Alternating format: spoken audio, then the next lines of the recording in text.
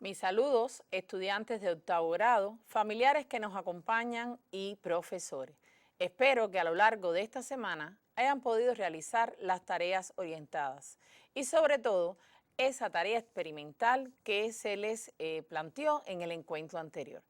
Debo recordarles que deben estar atentos porque próximamente en la teleclase de geografía se les orientará el seminario integrador que abarca las 4 asignaturas de ciencia: física, química, biología y geografía. Pues, ¿qué tenemos para hoy? Hoy vamos a estar orientando una sistematización relacionada con el capítulo número 2, un cambio fundamental, el movimiento mecánico. Pero como hasta el momento hemos estado acostumbrados, analizamos las tareas que habíamos dejado en el encuentro anterior. Recordemos, ¿cuáles fueron los medios que estudiamos para el estudio del movimiento? Las gráficas, las tablas y las ecuaciones. Quiero resaltar la tabla que aparece en su libro de texto en la página 26, donde aparece los resultados que alcanzó nuestro gran atleta Alberto Juan Torena en el Campeonato Olímpico de 400 y 800 metros en 1976. La tabla nos refiere la distancia recorrida por el atleta y el tiempo transcurrido, pero también podemos estar evaluando el tiempo de cada uno de los tramos, es decir, cada 100 metros, qué tiempo demoró. Así el entrenador puede estar analizando cuándo fue más rápido, cuándo fue más lento y mejorar en el entrenamiento. Recordemos esta actividad, la actividad 13 de la página 47. En esta actividad habíamos realizado el inciso A y B, donde les preguntaban que interpretaran en la tabla el movimiento del cuerpo que fue lanzado verticalmente hacia arriba y posteriormente cae a su posición inicial, el tiempo que había transcurrido. Analizando la gráfica, nos damos cuenta que era 2 segundos y que la distancia máxima alcanzada y el tiempo que demoró es de 5 metros y 1 segundo. ¿Qué tarea habíamos dejado? Bueno, que ustedes construyeran la gráfica de posición en función del tiempo, pero solo en el movimiento del cuerpo cuando desciende. Con los datos que tenían ya en la gráfica, debió quedar una gráfica parecida a esta, donde, como ven, el primer punto está en los 5 metros, que es la altura máxima que alcanzó el cuerpo. Y posteriormente, el cuerpo se mueve durante 1 segundo. También en el inciso D, le planteaban que calcularan la velocidad que alcanzaba el cuerpo al ser lanzado y que se movía una distancia de 50 centímetros. Convirtiendo este resultado en metros, nos quedaba en la gráfica 0,5 metros. Pero, ¿qué tiempo demoró en recorrer esa distancia? Si analizamos en la gráfica, vemos que de 0 a 0,5 segundos existen 5 divisiones. Cada una de ellas, 0,1 segundo es lo que representa. Pero vemos realmente que no es 0,1 segundo, sino solamente la mitad, quedando en los datos para calcular el valor de la velocidad que la posición era 0,5 metros y el tiempo 0,05 segundos. Con estos valores pudieron determinar el valor de la velocidad en el momento de ser lanzado, que recorrió la distancia de 50 centímetros. Como ven, el resultado es 10 metros por segundo. ¿Qué significa? Que recorrió 10 metros, ¿en cuánto? En 1 segundo. Otra actividad dejada como tarea está relacionada con la 15 de la página 48, donde se debía determinar la distancia que recorre la Tierra en un minuto en su movimiento de traslación alrededor del Sol y la distancia que recorre un cuerpo que se encuentra cerca del ecuador en el movimiento de rotación de la Tierra. El resultado de este primer cálculo nos planteaba que la Tierra alrededor del Sol se movía una distancia de 1.800 kilómetros en 1 minuto. y en el caso de la persona cercana al ecuador, en el movimiento de rotación de la Tierra, se movía una distancia de 30 kilómetros en un minuto. Comparando ambos valores, nos queda que la Tierra alrededor del Sol se mueve una mayor distancia que las personas cercanas al Ecuador, siempre en un minuto. Recuerde que cuando vayan a hacer la comparación de estas dos distancias recorridas, es necesario que conviertan en la misma unidad de medida. ¿Las mediciones son exactas? No, no son exactas. Ustedes lo conocen de la unidad número 1. Sabemos que siempre existe errores a la hora de medir, incertidumbre en la medición. Aunque la ciencia y la técnica ha ido avanzando, siempre hasta el momento, todas las mediciones no son exactas. Siempre hay su incertidumbre. Vamos a la otra actividad dejada de tarea. Era la 17 de la página 48, la cual era un atleta que primero estaba entrenando y se tomaron algunos valores para que ustedes pudieran, determinar el valor de la velocidad. Pero posteriormente, el atleta se mueve hacia su casa en bicicleta, calculando el valor de la velocidad cuando está entrenando, nos daba un valor de 10 metros por segundo, es decir, que recorre 10 metros en un segundo. Y cuando estaba moviéndose en la bicicleta que iba para su casa, el valor de la velocidad es 5 metros por segundo. Vamos a comparar ambos resultados. Pues bien, el atleta durante el entrenamiento realiza una mayor velocidad comparado con la velocidad que alcanza al moverse en bicicleta. Bueno, hasta aquí hemos hecho los análisis relacionados con las tareas. ¿Cuál será el tema de nuestra clase de hoy? Bueno, vamos a sistematizar sobre los factores que determinan las características del movimiento, leyes del movimiento mecánico. ¿Dónde van a encontrar esto en el libro de texto? En la página 33 a la 49. Vamos a ver aquellos objetivos que ustedes deben lograr al sistematizar en sus casas, teniendo en cuenta estas orientaciones y las clases ya recibidas con sus profesores. Primero, identificar los factores que determinan las características del movimiento mecánico de los cuerpos. Interpretar las leyes del movimiento mecánico. Resolver tareas docentes, teóricos y experimentales, cualitativas y cuantitativas relacionadas con la relación entre la fuerza de gravedad y la masa de los cuerpos, las 3 leyes del movimiento mecánico y la presión en los sólidos. Pues bien, vamos a recordar. Hasta el momento hemos estudiado el movimiento a través de las tablas, las gráficas y las ecuaciones.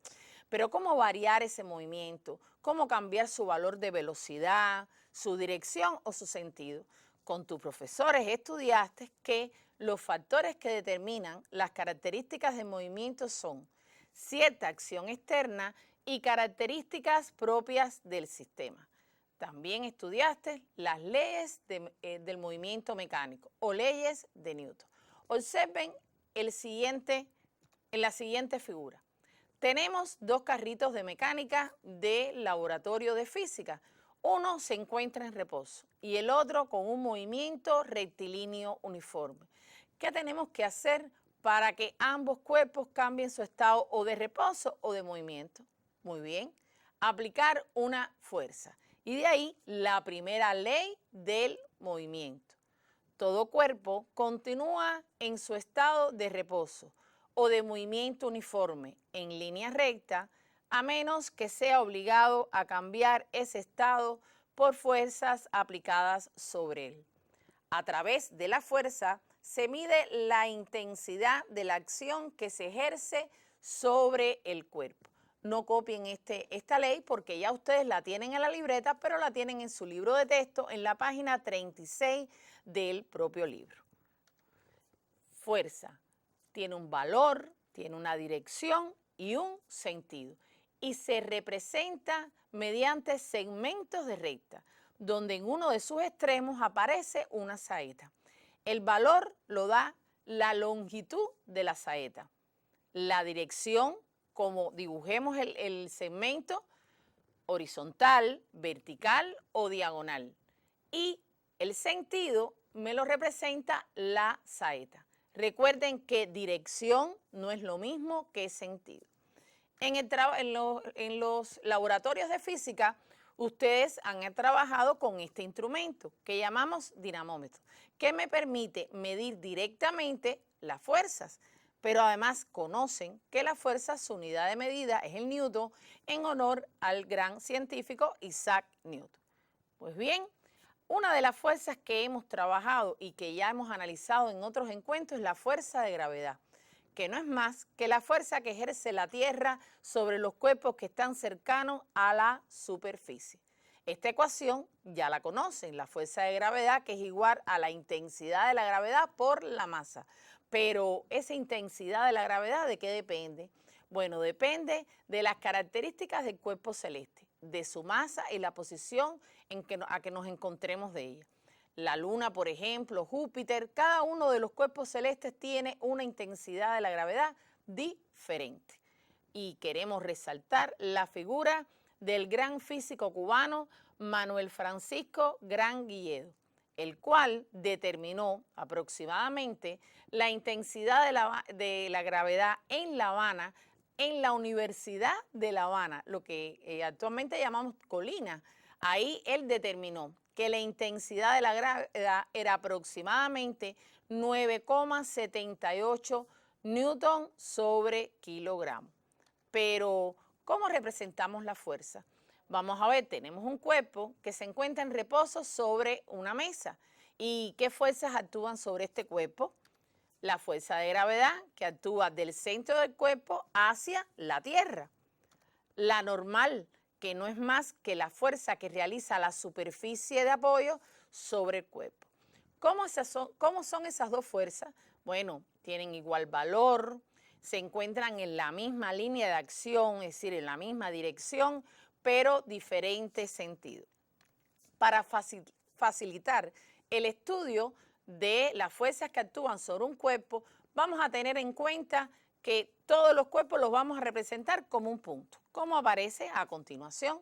Ahora bien, las fuerzas resultantes, en este caso, ¿qué valor tiene esa fuerza resultante? No son iguales, no tienen igual valor, dirección, pero sentido contrario. En este caso, la fuerza resultante es igual a 0. Pero pongamos otro ejemplo.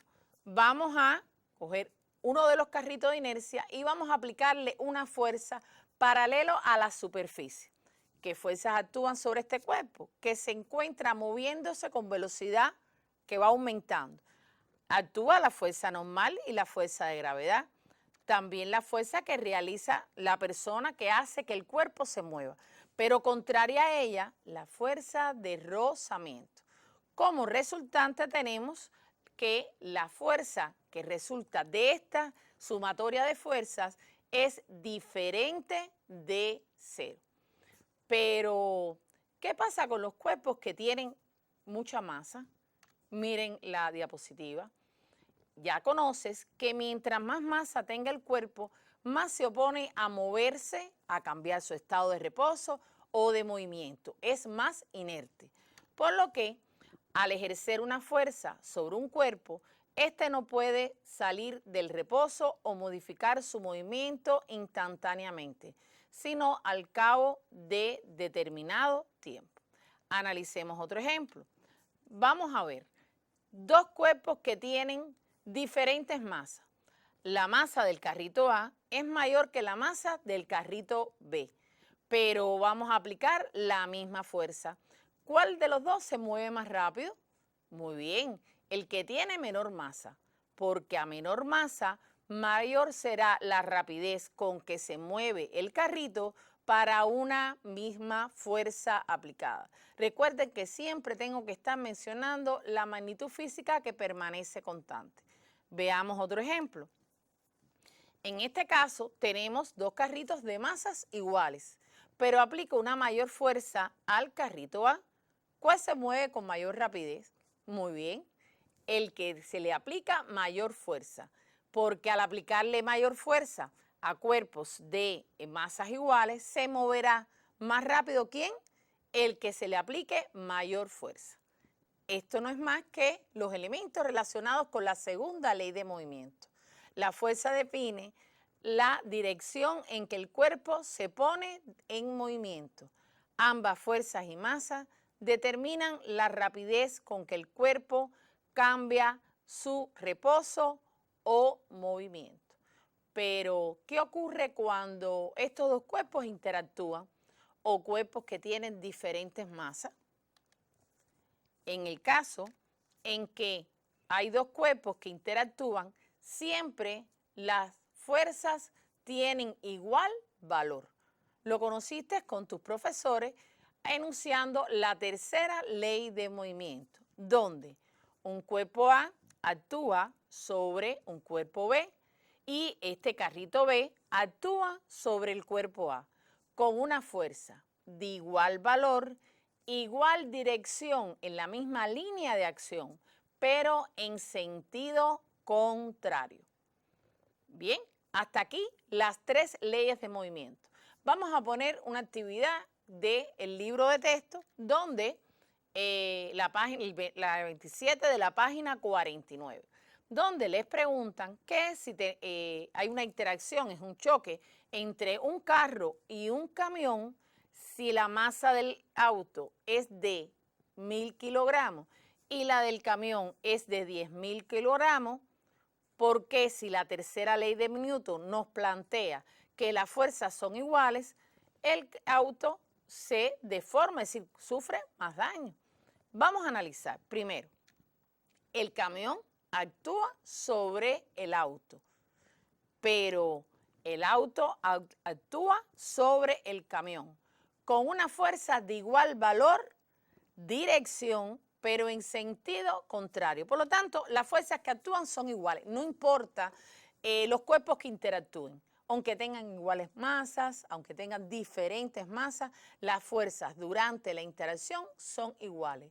Pero ¿qué es lo que tenemos diferente? La masa, ¿verdad?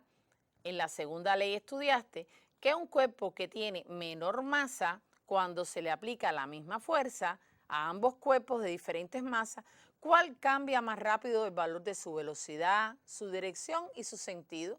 Muy bien, el que tiene menor masa. Por eso el auto sufre mucho más daño que el camión, que en este caso el camión tiende a mantener su movimiento, se opone más al cambio de movimiento. Pero vámonos a caminar por la playa, en la arena.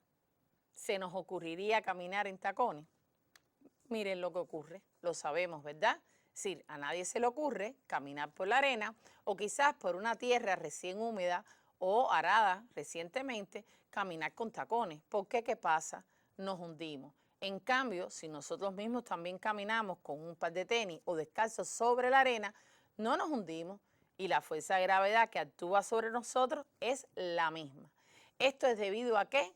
A que cuando nos ponemos tacones, el área disminuye, ya que la presión caracteriza las fuerzas distribuidas sobre determinada superficie, ejercida perpendicularmente. Quiere decir esto que la presión está relacionada con la fuerza que actúan sobre el cuerpo y el área de apoyo. La presión, su unidad de medida es el pascal. Innumerables aplicaciones tiene este concepto como los que hasta ahora hemos dado. Por ejemplo, cuando vamos a construir un edificio muy grande y vamos a hacer la zapata de ese edificio, tiene que tener mucha área. ¿Para qué? Para que la construcción sea favorable y que no sufra ningún accidente. Por lo tanto, también lo podemos ver cuando tenemos una tijera que no tiene filo, no corta. ¿Por qué? Porque no tiene menor área. Recuerden, a menor área, mayor presión para una misma fuerza aplicada. Vamos a ver este muñequito. Miren el detalle, que es el mismo muñequito, pero ¿qué es lo que ha cambiado? Los pies. Uno tiene mayor área de apoyo y el otro, los pies son mucho más pequeños, menor área de apoyo. Si les preguntara, es el mismo muñequito, es decir, la misma persona, tiene la misma masa, sobre él actúa la misma fuerza de gravedad. ¿Sobre cuál de los dos actúa sobre el piso con mayor presión? Muy bien, el que tiene menor área, es decir, el que tiene los pies más pequeños. Por lo tanto, les exhorto a que realicen la siguiente tarea, que se encuentra en la página 46, el ejercicio 2.83. El inciso A. ¿Qué es lo que quiero? Quiero que ustedes calculen la presión que ejercen ustedes sobre el piso. Para ello, ¿qué les hace falta? Bueno, primeramente deben determinar la fuerza de gravedad que actúa sobre su cuerpo. Para ello ya ustedes conocen que para calcular la fuerza de gravedad se multiplica la masa por la intensidad de la gravedad. La masa de ustedes la estiman y si la conocen mejor todavía. Y la intensidad de la gravedad que la conoce que es 9,8 newton sobre kilogramo. Por lo tanto, podemos estar determinando ¿qué cosa? La presión. ¿Qué les falta? El área. Para ello ustedes deben estimar ¿qué cosa? El área de apoyo, es decir, de sus dos pies. Y con estos valores podrán determinar la presión que ustedes ejercen sobre el piso. Una segunda tarea, que es una actividad experimental. Van a coger una hoja, la van a colocar como aparece en pantalla y van a poner una moneda encima de la hoja. Y van a tratar de retirar la hoja rápidamente. Sí, lo han visto, los magos lo han visto. Es decir, que cogen una mesa con copas, platos, etcétera, y retiran rápidamente el mantel. ¿Qué es lo que ocurre? Bueno, yo quiero que lo hagan en la casa, lo experimenten varias veces hasta que le quede, que la moneda se quede en el lugar y no se mueva. Pero quiero que expliquen por qué ocurre lo que van a observar. Otra de las tareas va a estar relacionado con la tercera ley de movimiento. Yo quiero que ustedes me expliquen qué papel desempeña la tercera ley de movimiento cuando saltamos. Bien, hasta aquí las tareas que hemos orientado para el próximo encuentro. Recuerden que debemos realizar estas tareas durante la semana, no esperar al próximo encuentro y que yo se las explique. ¿Para qué? Para que ustedes al realizar las tareas y ustedes observen nuestra explicación, comparen y puedan ver los errores que ustedes cometieron o simplemente determinar que han llegado a las conclusiones correctas. Pues bien, hasta aquí hemos culminado el encuentro de hoy. Recuerden que en la próxima teleclase de geografía se va a orientar el seminario integrador de las asignaturas de ciencia, por lo que tienen que estar atentos para que puedan copiar todo el seminario que aúna las 4 asignaturas de ciencia, la de física, la de química, la biología y la geografía. La bibliografía se la van a orientar, la tienen a mano, la tienen en casa y se pueden ir preparando para cuando nos incorporemos, ustedes puedan hacer excelentes exposiciones y entregar el trabajo y concluir su 8º grado con éxito. Pues bien, hasta aquí el encuentro de hoy. Quisiera primero recordarle la responsabilidad individual de cada uno de ustedes, ahorrando agua, también ahorrando electricidad. Y les propongo, como una tarea de la unidad número 4, que comparen los comprobantes de pago de la electricidad del mes de marzo con el mes de abril y ahora el mes de marzo. Y miren a ver si realmente en su casa están cumpliendo con las medidas de ahorro de electricidad. Pues bien, hasta aquí nos veremos en el próximo encuentro y por favor, quédese en casa para así cuidar a sus seres más queridos. Muchas gracias y hasta el próximo encuentro.